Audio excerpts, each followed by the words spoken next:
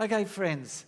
I was here last Sunday, and so this is by way of introduction. So I was here last Sunday, and after I had spoken in this second service last Sunday, a gentleman came up to me and said, "Mick, in your telling of a part of your life, you forgot to tell the Christchurch story."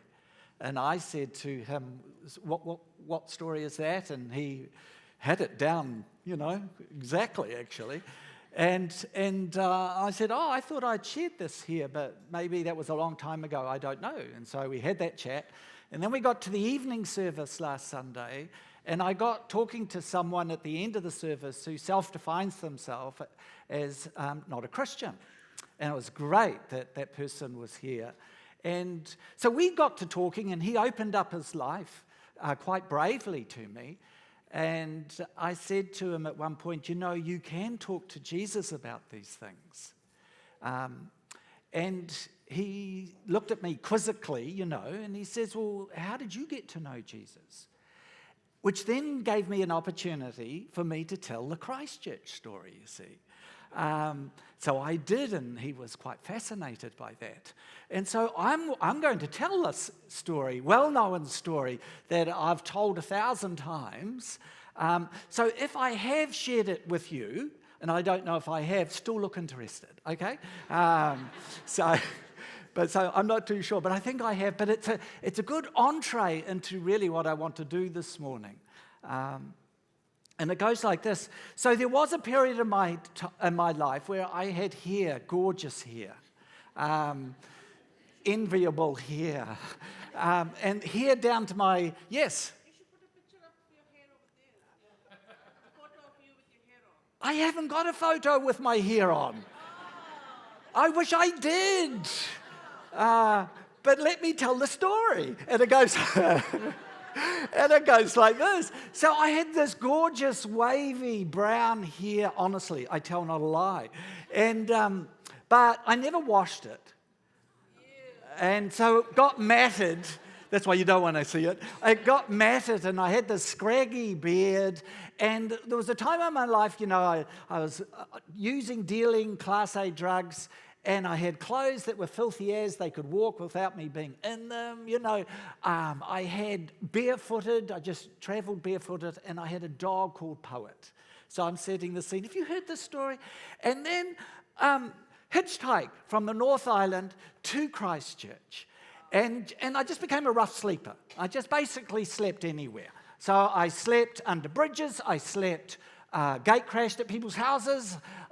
There was a second-hand car lot where there was a ute, so it had a back tray, so I could sleep and stretch in that environment. So, I just basically slept anywhere. And then every lunchtime in Christchurch, I rocked up to the square. And I rocked up to the square, and the reason why I rocked up to the square, because there was this tall, cloaked, black, pointy hat, pre-Harry Potter. What was his name? The Wizard.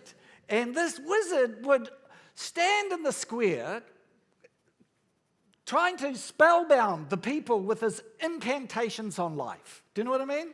He was like, And then he wasn't the reason why I really rocked up, because as he was talking, this short white fella with a big black Bible, he would also rock up. And then they would turn on each other, and they would argue in front of us, the gathering crowd. And I thought at the time, and I don't think too much has changed, this has got to be the only entertainment in Christchurch. So I just rocked up to this kind of thing every lunchtime. So I became part of the maddening crowd, if you like. And then one day, a friend of the short... By the way, do you know who the short white fellow was? Yes, who said Ray Comfort? Someone over here. So that was Ray Comfort. And a colleague of Ray's, he kept noticing me as the weeks went by, and he came up to me. Okay, so this is one of the Christians with Ray Comfort, and he came up to me and he tried to engage me in conversation. But you see, I was like a dead dog. I looked like a dead dog. I smelt like a dead dog. I basically was a dead dog. You know what I mean? And he gave up. but he kept coming back to me as the weeks and the months went by. And eventually we got to know each other a little bit, and I warmed up to this guy. And he said to me, one day he said, "Where do you live?" And I said, "Anywhere." And he said, "What do you mean?" And I said, "Anywhere." He said, "Anywhere." And I thought, these Christians are thick, I mean, what's not to understand about anywhere? So I just said, "Anywhere." And I gave him some illustrations, examples. And then we got to know, and he came back to me, he said, "Anywhere?" I said, "Anywhere." And then eventually, the weeks went by, and then he came back to me, and he said to me, "Mick, come with me." So I went with this guy, and hopped in his car. We went for a 10-minute drive to Upper Colombo Street. He got out of the car. He said, "Come with me, Mick." I went with him. He walked down this alleyway. "Follow me, Mick." I did. He walked into this house. "Come in." I did. He walked down a corridor. He says, "Come on, Mick." And I'm thinking, okay. And he walked through the kitchen, and he walked into his bedroom, and he said, "Come with me." I was a wee bit worried. But I went into the bedroom, and he closed the door, and I'm thinking, what next? And and he went straight for his wardrobe, and he opened the wardrobe, and there are all these jackets and coats and so on in there. Now, currently, right now, this week, I'm reading C.S. Lewis, The Chronicles of Narnia. Anybody else read The Chronicles of Narnia? So right now, I'm reading this. Now, at that time, as I looked at that wardrobe, I could have thought, we're going to go and find Lucy, But anyway, and I thought, what? And he took a suitcase down from the wardrobe, and he opened the suitcase, and he took some shirts, jackets, and so on, and stuffed them into the suitcase, went to the bedroom door, opened the bedroom door, turned to me, and he said, "See ya." I said, "What?" He said, "See ya." I said, "What?" Having one of these conversations again. And he said, "Oh, this bedroom is now yours, and everything in it."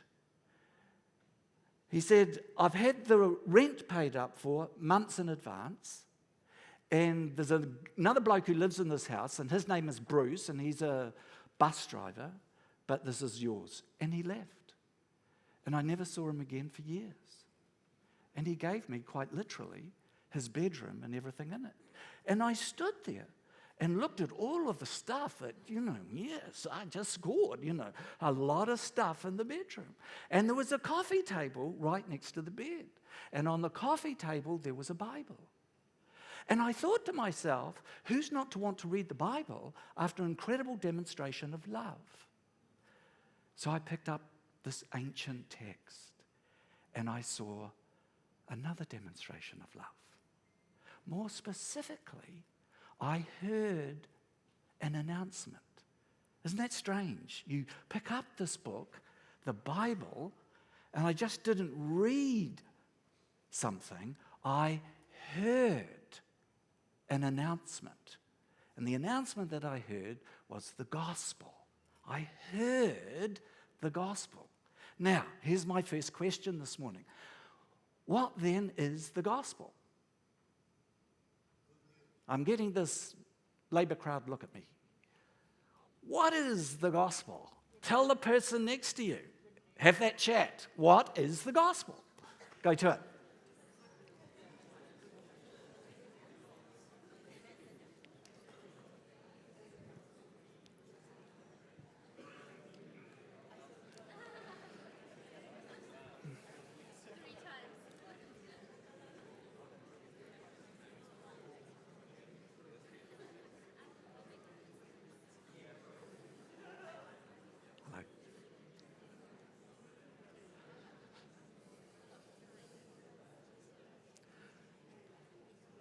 Okay, friends.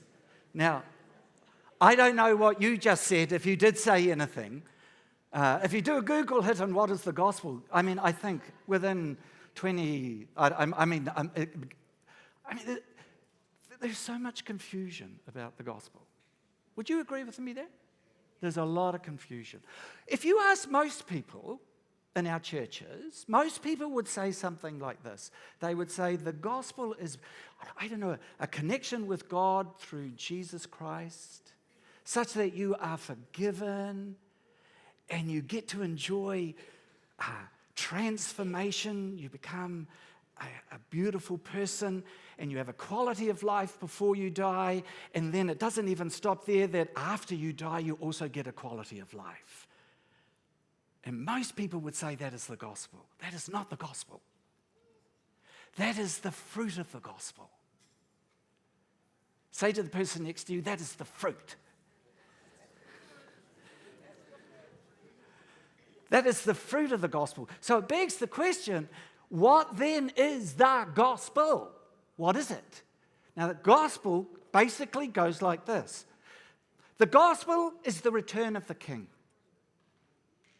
God always said he would return at a particular time to a particular place as a particular person, Jesus Christ. The gospel is about the royal birth of Jesus. The gospel is about the life, the works, the deeds of Jesus.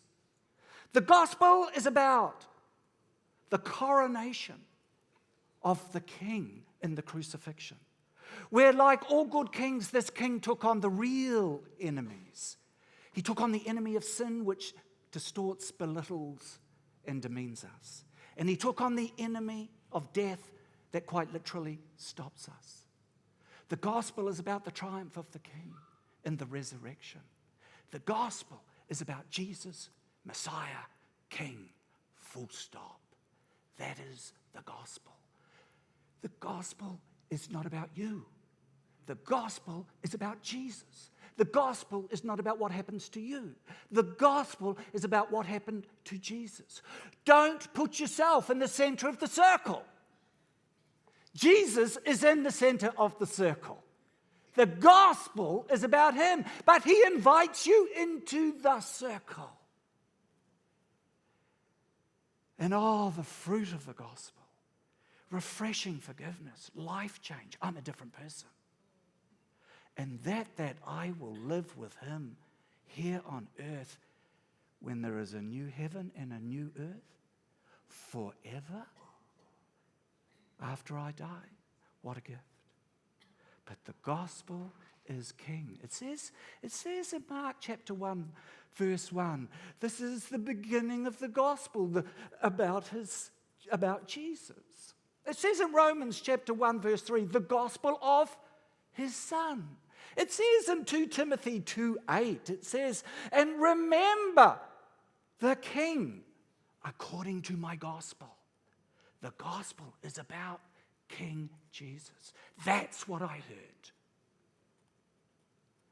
And so then I thought, well, what do I do with a king?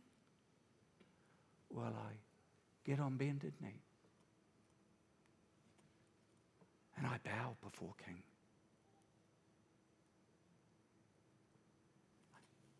I mean, I have to say, friends, I lament that we have left behind kneeling in our church services, unless you're a good Anglican. But even the Anglicans are departing from that practice. And sometimes where we stand for the Master, we stand for the King. We are in the presence of royalty. And I'll never forget in that room back in Christchurch, I thought, how do I conduct myself in the midst of royalty? I don't know if you've ever been, with a royal person. But Jesus is royal. And so I kneel and stand, and there's a reverence and an awesomeness that goes to my relationship with King, Master, Jesus. So that's what I started to do in that little room. Once I became his subject to King Jesus, I thought, I don't want to leave this bedroom. Because in Matthew chapter 6 and verse 6, the words of this king says, and go into your bedroom and close the door and speak to your Father who is there in secret. And I started to do that. I don't know if you do that. Do you have those intentional times each and every day where you go to your bedroom and you step inside and you close the door to be with royalty? And then I thought, what do I say? And I read on in Matthew chapter 7, for example, and it says, he says, ask, ask, ask. So I thought, right, let's ask. So I began this asking thing. And I'll never forget, at that time, once I became his subject, I was working in a paper bag factory at that time, making glue. I was the first glue sniffer there ever was. And making this glue. But I gave much of my hard-earned salary away to the Jesus Revolution, as you do. And there was a time when I desperately, urgently needed a brand new pair of socks. And I thought, well, I'll ask this royal figure. So down on bended knee, I said, Jesus, I need a brand new pair of socks. You know that naivety that you have, as a newbie, as a fresh off the block Christian? Do you know what I mean? And don't ever lose it. That naivety, that innocence. So I said, Jesus, I need a brand new pair of socks. Well, 2 weeks later, I was at a second-hand store. I still frequent second-hand stores. And I was at a second-hand store, closed second-hand shop in Christchurch, in Brighton. And I walked in there, and this old bitty lady, she saw me. And I don't know, she just said, stay there, sonny. And, yes, ma'am. And then she went out back. And a few minutes later, she came back with a suit, a second-hand suit, and gave it to me. And I muttered under my breath, Lord, I didn't ask for a suit. I asked for socks. Anyway, I took the suit, didn't want to offend her, took the suit home. And you know what you do with second-hand clothes. Maybe you don't, you Aucklanders who... No. But you know what you do with second-hand clothes? You search the pockets. And why? Money. Is that right? Money. So I put my hand in the pockets and searched, and I felt a bundle, not of money, and pulled it out in a brand new pair of socks. That's an amazing story. And so I then thought to myself, this asking things of royalty, of King Jesus, this is the way to go. So I became an asker of many things. And it was some years later,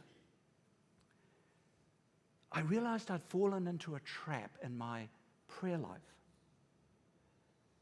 Because in just asking Jesus, now you've got to get this, in just asking Jesus, I kind of was starting to use Jesus. Did you get that? Using him for what I wanted. I started to co-opt Jesus. I started to treat Jesus like a means to an end. Are you with me on this? Yeah. And I started to lose the heart affair with Jesus. I was just asking. It was almost like he was now my servant. So I needed to rectify this. So what I did is, and I've done this now for decades, is that I created all of these other spaces and places in my week, more than a dozen, where I now just go to him to be with him, no asking needed. And I'm just with him. And I'm searching him, seeking him, desiring him, loving him, being still with him, being intimate with him. Delighting myself. Tender moments of intimacy with King Jesus. Now I know that for some of you here, that must sound like Jesus is my boyfriend. I know it must sound like that, but this is my point this morning. Listen, you lovely people at GCC. There is a romance. There is a romance of God. There is a desire for Jesus which is not unlike falling in love. You know, I read in Jeremiah where Jeremiah says, you know, in Jeremiah in the First Testament, the Old Testament, Jeremiah says, in the night I searched for you. That's romance. I mean, you know, some of you know the Psalms well. And Psalm 42, what does it say in the first two verses? As the deer pants for water, so my soul pants and thirsts for you. That's romance language. Psalm 63, it says, my soul thirsts for you and my body longs for you. That's romance. That's a love affair with God. Psalm 73 says, there's nothing on earth I desire but you. That's romance.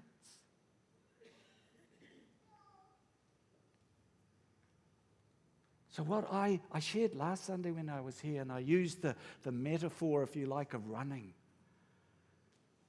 to someone last week. I want to stick with the same metaphor this week. You've got to run to your bedrooms. People, you've got to run to your bedrooms. You've got to be that intentional. And you've got to close the door. In other words, let go of all distractions, all temptations to do other things. And learn how to embrace royalty. Learn how to have this love affair, this romance, with a king who can be so tender and so intimate.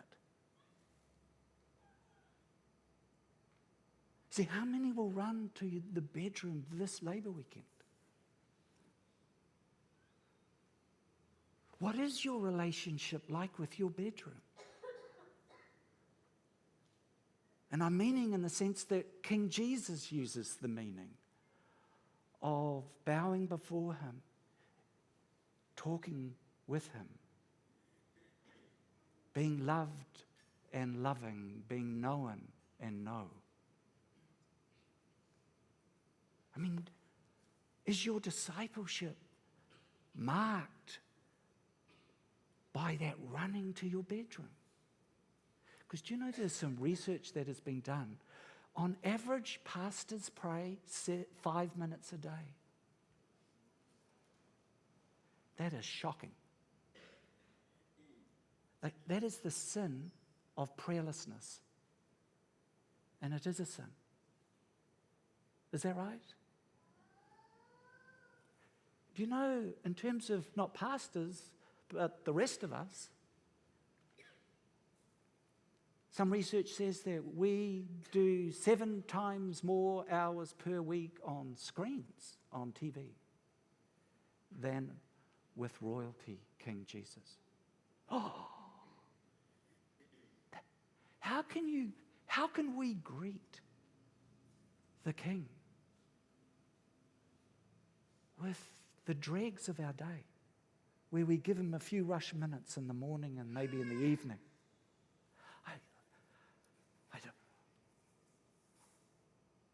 Where instead there can be this romance.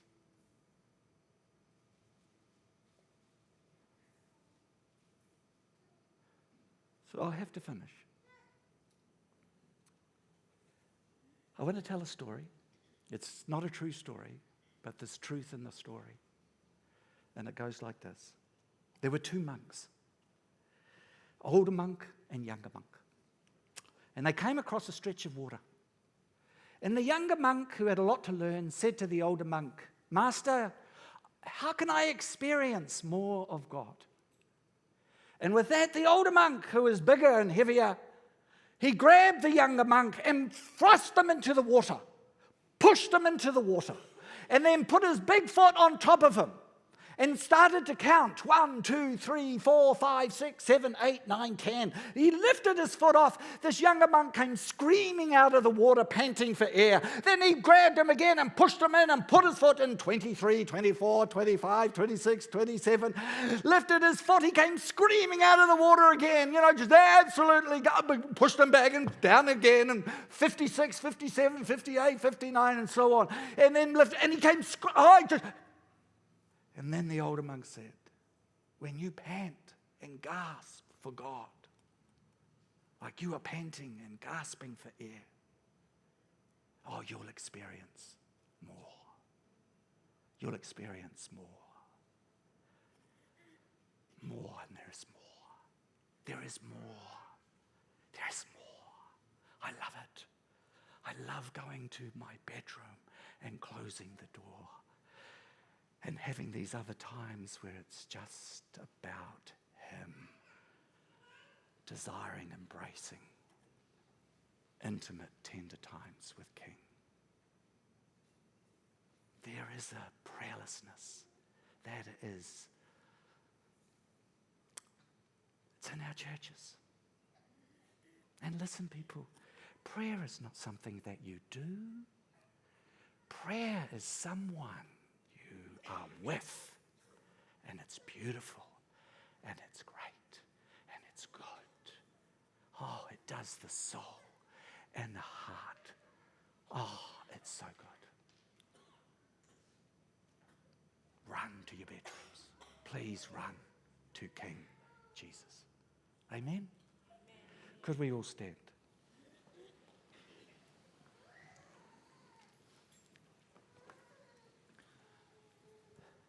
I'm going to pray, and then I'm going to ask some of us to do something this morning.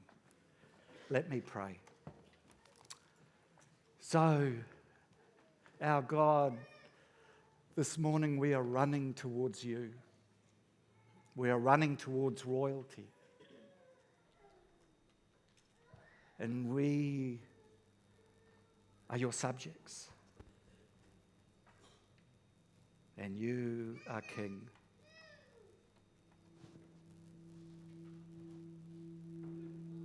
Help more of us here, Lord, enjoy you more. Help more of us, enable us to run to our bedrooms and close the door. May more of us enjoy intimacy and delight and an emotional embrace with you. This is my prayer for these dear people this morning. In your good name I pray it. Amen.